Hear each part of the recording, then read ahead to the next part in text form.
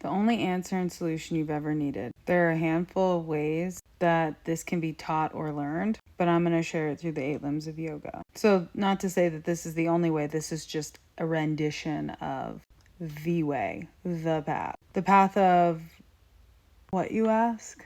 Well, one might say enlightenment, but if I were to get super pragmatic in layman terms here, the path of unbotheredness, the path of least resistance, the path of joy, the path of bliss, the path of transcending suffering. Okay, so there are 8 limbs. These limbs aren't necessarily to be seen as like step by step or rungs on a ladder, but more so they're experienced from a wholeness and cyclical cycle way. Okay, so for the first limb, you have how you treat the world. There are 5 observances of this. I will go into it later. I will say any aspect of the 8-limbed yogic path, you could quite literally sit with in an infinite amount of ways and find so much meaning, like the meaning of life, the purpose of all things. So I will really break this down, but I'm just going to share it again in the most pragmatic way. How to apply it and approach it in everyday life. So the first limb is 5 observances of essentially how you treat the world. The second limb, also 5 observances.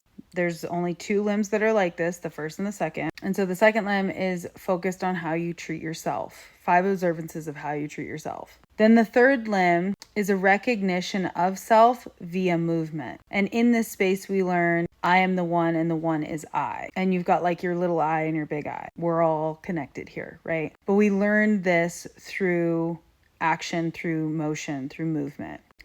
The fourth limb is the I, the self, the God embodied. And we learn it very simply via breath. So third is through movement. The fourth is through breath. Then you have the fifth, which is withdraw. Withdrawing from senses, withdrawing from the distractions, withdraw from the excessiveness of thought, etc. Then you have the sixth limb, which is concentration or single-pointed focus. So to recap, you come into the space of awareness of I. I then is a projection of how I treat the world. Then the second limb, it is how I treat myself. Then it is the third limb, which is the I in movement, in motion. Then the fourth limb, it is the I embodied. So again, this is like a journey of self. Self being I. Let's not overcomplicate this. Then you have the fifth limb, which is withdraw. Withdraw from everything that is not I. Withdraw from everything that is not God. Withdraw from anything that is a distraction. What's that for? Well, it's so that you can concentrate. You can have focus so that you can accomplish. Because what you learn, especially right around this time and this part of the limbs, so fifth and sixth limb, you learn that you are a creator. So you learn truly what the I is. You learn via this path of awareness, right? I am I.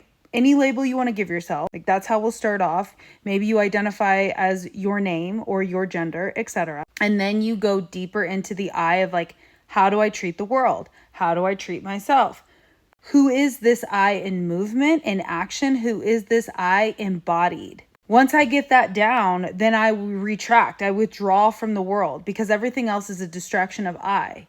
And in this space of withdrawing and creating focus or creating room or space for concentration, you learn that you are a small increment of creator.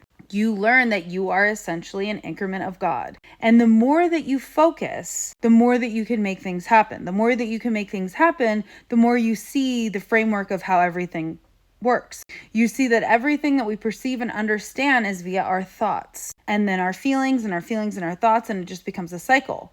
But when you become aware in a different cycle, the cycle we'll call of the 8 limbs, the 8 limbs of unbotheredness, the 8 limbs of unity, the 8 limbs of my most successful embodied self, you learn in that space that you're here to be a creator, you're here to be inspired. And so anything that's not feeding that is a distraction. So what are we focusing on? Well, we are symbiotically and synergistically, you could say alchemizing or channeling the creator within you. And in this space of stoking the creator within you, you find excitement, you find bliss. You learn that your thoughts are what's causing misery.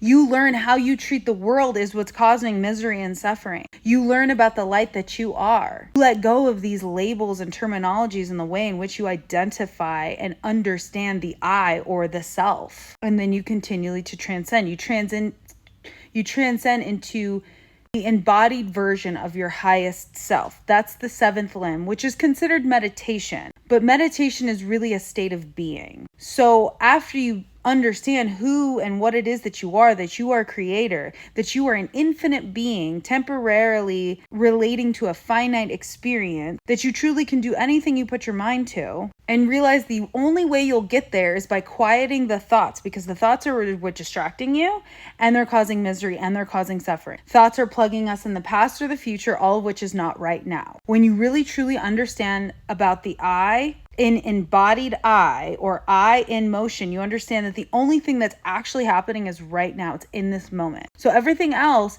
is essentially a fiction of your imagination. So why spend time there if it's not serving the I, that is you, that is the creator, that is helping you feel excited and stoked and A perfect example of this embodied I is Hugo Hamlet.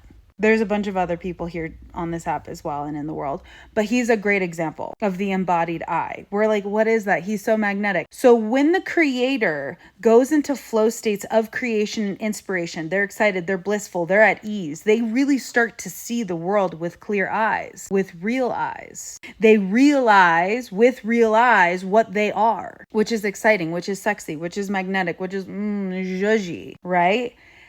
And then you sync and synergize in that state of being. That's meditation. That's the seventh limb. The longer you stay in that state of being where you're just like, ooh, so zhuzhy, so magnetic, so beautiful, then you transcend to the eighth limb where you are fully unbothered. You have transcended suffering. You have transcended mental illness. You have transcended all of the things that would make you downward spiral, because you now are in a space of, you could say, heaven on earth. When people pass away, one of the positive things that we say about people that have passed away is like, oh, they're no longer suffering. Well, you have this opportunity to no longer suffer while you're still alive. What a thought.